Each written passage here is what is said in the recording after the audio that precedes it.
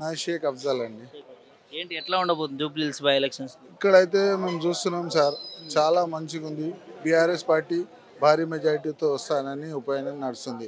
ప్రజలకు ఎవరికైనా మాట్లాడితే ఎట్లా గోపీనాథ్ సార్ చేసిన పనులకు మేళ్లకు, మళ్ళీ కేసీఆర్ గవర్నమెంట్ మన కేసీఆర్ సార్ చేసిన మన స్కీమ్లకు చాలా మంది రుణపడి ఉన్నాము, మరువము. అందుకే మళ్ళా బీఆర్ఎస్ పార్టీ ఇక్కడ అమల్లోకి వస్తుంది. మేము చాలా మంది చాలా చెప్తాం కానీ తిన్న విశ్వాసం మరువము.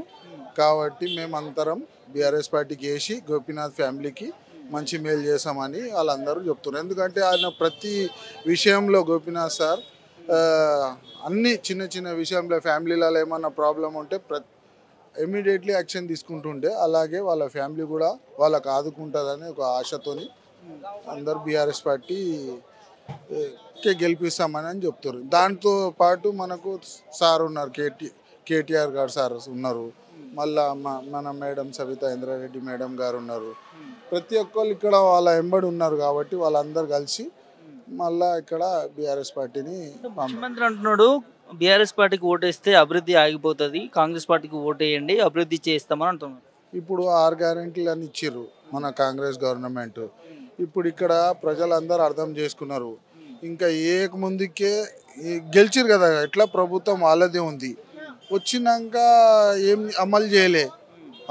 ఇప్పుడు ఇది ఓడిపోతే ఏం అమలు చేస్తారని గ్యారంటీ ఏముంది? నమ్మకం ఎట్లా ప్రజలలో? అందుకే అందరు ఏమంటారు అంటే, మాకు ఎట్లా 2 సంవత్సరాలు ప్రభుత్వం ఉంది, దాని తర్వాత మళ్ళీ బీఆర్ఎస్ వస్తుందని అదే ఆలోచనతో అందరు బీఆర్ఎస్కే వేస్తా అంటారు. బీఆర్ఎస్ పార్టీ కాంగ్రెస్ అధికారంలో ఉన్నది కదా, వేస్తే ఎన్నో పనులు అవుతాయి కదా అని అంటున్నారు. జూబ్లీ సార్ ఇది ఊరు కాదు కదా, రోడ్లు డ్రైనేజ్ లైన్లు సీసీ రోడ్లు వేయాలని ఏం అవసరం ఉండేది, ఆల్రెడీ ఉంటాయి ఇక్కడ అంతా. చాలా గత ప్రభుత్వం వేసేసారు. ఇక్కడ అన్ని సౌలతులు ఉన్నాయి, కొన్ని జగలు లేకుండా అవి కూడా చేస్తారు. ఎట్లా వాళ్ళకు కార్పొరేటర్కు బడ్జెట్ వస్తూనే ఉంటుంది, ఈ ఏడాదికి ఇంత వస్తూనే ఉంటుంది, అది అయితేనే ఉంటుంది డెవలప్మెంట్. మళ్ళీ నిమ్మలం కూడా కావాలి. బిజినెస్ ఏడుంది సార్? ఇప్పుడు బిజినెస్ మొత్తం హైడ్రా అది ఇది అని మొత్తం ప్రతి బిజినెస్ వాళ్ళు లాయే అంటారు. అందరు పరేషాన్ ఉన్నారు, వాళ్ళ ఇంట్లో ఆపదలు ఉన్నారు, వర్షాలు వచ్చి ప్రాబ్లంలో ఉన్నారు. కావున బీఆర్ఎస్ పార్టీ మళ్ళకి వస్తే ప్రజలు ఏమేమి తింటలేరా ఆలోచన చేసేది పార్టీ ఒకటే బీఆర్ఎస్ పార్టీ.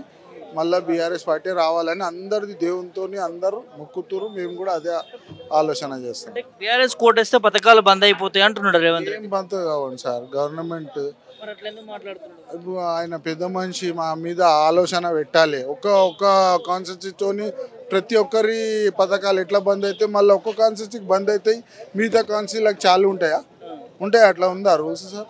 లేదు. కాబట్టి అది ఖాళీ ఏదో ఎలక్షన్లలో భయం పట్టియాలని బెదిరియాలని. కానీ ప్రజలు అందరూ అర్థం చేసుకున్నారు.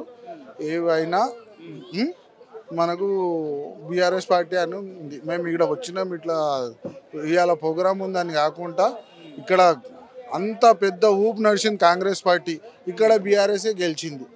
ఇక్కడ ప్రజలు అందరూ మేలు పడ్డారు కాబట్టి మళ్ళీ బీఆర్ఎస్ పార్టీ వస్తారు. అంటే మైనారిటీ ఓట్లు జూబ్లీస్ దాదాపు 1,00,000కు పైగా ఉన్నాయి అంటున్నారు. సో ఇప్పుడు ప్రభుత్వం నుంచి ఏమంటున్నారంటే, మేము మంత్రి పదవి ఇచ్చేసిన మైనారిటీల మద్దతు ఉంటుంది అని చెప్పి ఒక చర్చ సాగుతా ఉంది. అట్లా ఏమైనా ఉంటుంది? లేదండి, మన బీఆర్ఎస్ పార్టీలో మైనారిటీ అని ఉండదండి. అందరికీ గంగా జమున కల్చర్ లాగా తీసుకొని నడుస్తారు. మన బీసీలు కానీ ఓసీలు కానీ మైనారిటీస్ కానీ ప్రతి ఒక్కరికి వాళ్ళు మంచి సంక్షేమాలు తీసుకుంటా అందరినీ ఆలోచన చేసుకుంటా నడుస్తుంది. ఈ ఎలక్షన్లప్పుడే ఒక కులం మైనారిటీ బీసీలు తెలుగులు అంటారు. కానీ మా బీఆర్ఎస్ పార్టీలో అయితే 10 సంవత్సరాలు చూసినాం, ఒక కర్ఫ్యూ లేదు, ఎక్కడ ప్రాబ్లం లేదు, అందరు అదే ఆలోచన చేస్తారు.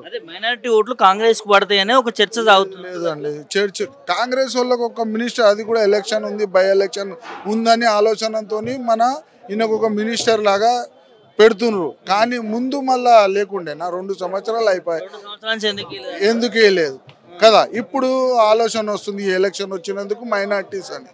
కావున వీళ్ళు ఎలక్షన్లప్పుడే ఖాళీ మైనారిటీలు జ్ఞాపకం వస్తారు, అది అర్థం చేసుకున్నారు ప్రజలంతా. కావున అందుకే బీఆర్ఎస్ పార్టీ గెలిపించుకొని, ఎందుకు కళ్యాణ లక్ష్మి అనే ఆలోచన. వీళ్ళు అన్నారు తెలంగాణ మన కాంగ్రెస్ వాళ్ళు వస్తే తులం బంగారం ఇస్తా అన్నారు. వాళ్ళు ఎక్కడ తులం బంగారం ఎక్కడుంది? ఇస్తలేరు. మళ్ళీ మహిళకు ఒక్కొక్క ఇంటి హెడ్ ఆఫ్ ద ఫ్యామిలీ మహిళకు 2.5 వేలు ఇస్తా అన్నారు. ఎక్కడ ఉన్నాయి? అవి కూడా లేవు. ఖాళీ చెప్పిర్రు, మన చేసుడు లేదు, అమల్లో లేదు. ఏమనంటే బడ్జెట్ లేదు అంటారు, మళ్ళీ డెవలప్మెంట్ అంటే ఆపుతా అంటారు. ఇక వాళ్ళ ఇష్టం వచ్చినట్టు మాట్లాడుతారు. కానీ మా ఒకటే ఆలోచన, మా మైనార్టీస్ కానీ కాకుండా మా తెలుగు దోస్తులు సోదరులు అందరం ఉన్నాము, కలిసిమెలిసి తిరుగుతుంటాము. అదే ఆలోచనతోని మేము ఒకటే మాట, ఈ బీఆర్ఎస్ ఈడ మంచి భారీ మెజారిటీతో గెలుస్తుంది. బీజేపీ కాంగ్రెస్ ఏం లేదంటావా? లేదండి, ఇక అవన్నీ మనకు తెలియదు. మేము తిరుగుతుంటాం, లోకల్లో బిజినెస్ చేస్తుంటాం. ఆడ ఆలోచన చేస్తే మేము ఎట్లా బీఆర్ఎస్, ఎందుకంటే 3 సార్లు ఎమ్మెల్యే ఉన్నాడు, ప్రతి ఇంటికి టచ్ ఉన్నాడు గోపీనాథ్ సార్, వాళ్ళ ఫ్యామిలీ అంతా పోతే రెస్పెక్ట్ బాగుంటుండేది వాళ్ళ దగ్గర అని ఆ ఆలోచనతో మళ్ళా బీఆర్ఎస్ పార్టీ వస్తుంది. గోపీనాథ్ ఏం చేయలేదు అంటుండగా మరి రేవంత్ రెడ్డి చూసాడు, ఇక్కడనే సీసీ రోడ్ చూడండి ఎట్లా డెవలప్మెంట్ అయింది. మీరు ఇవన్నీ ఆయన చేయింది, ఆయన కొట్లాడిందే వచ్చిందా? పార్కులు చూడండి మనకి ఎట్లా ఉన్నాయి, మంచి మంచి పార్కులు ఉన్నాయి, మంచి డెవలప్మెంట్ ఉన్నాయి. ఏదైనా సరే అప్పుడు మనం బీఆర్ఎస్ ప్రభుత్వం రాగానే లాక్డౌన్ వచ్చేసి ఉండే 3-4 సంవత్సరాలు మనం బాధలు ఉన్నా, కానీ ఆ బాధలకు ఆలోచన చేసి బీఆర్ఎస్ పార్టీ ప్రతి ఇంటికి 10 వేలు వరద బాధ్యతలకు అని ఇచ్చి నుండే ఆ ఆలోచన మన బీఆర్ఎస్ పార్టీకి. ప్రజల్లో ఇబ్బందులు ఉన్నప్పుడు ఏదో ఒకటి రకంగా మేలు చేసేది పని చేసింది బీఆర్ఎస్ పార్టీ.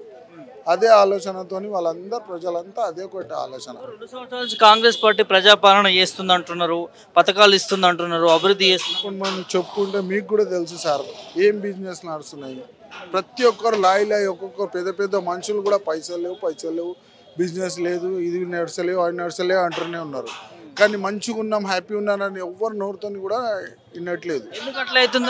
ఏదో ఒకటి రేపు ఏం ప్రభుత్వం ఏదో ఒక స్కీమ్ తీస్తుందో ఏం చేస్తుందో, మళ్ళీ ఇది హైడ్రాన్ తీసిర్రు, మళ్ళీ ఏదో ఒకటి స్కీమ్లు తీస్తుర్రు, మళ్ళీ దాంట్లో ఏమన్నా ప్రాబ్లం అవుతుందా మంచిగా అవుతుందా ఆలోచన చేసి ప్రభుత్వం ఎవ్వరు సైలెంట్ అయిపోయారు. హైదరాబాద్ లో ఇబ్బంది అయిందనే ఇక్కడ లోకల్లో చాలా మంది వాళ్ళకి చాలా బాధ, ఇల్లు కూలిపోయినాయి.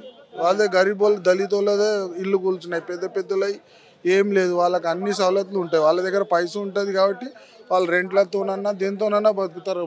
బాధపడేటోళ్ళు గరీబోళ్ళే కదా గరీబోళ్ళతోనే బాధ ఉంది. అందుకే బాధ పడేటోళ్ళకు తెలుసు, ఓటు వేసేటోళ్ళు కూడా బాధ పడేటోళ్ళే. పైసలు ఉన్నోళ్ళు ఎక్కువ శాతం అయితే రారు, గరీబోళ్ళే పోయి వేస్తారు.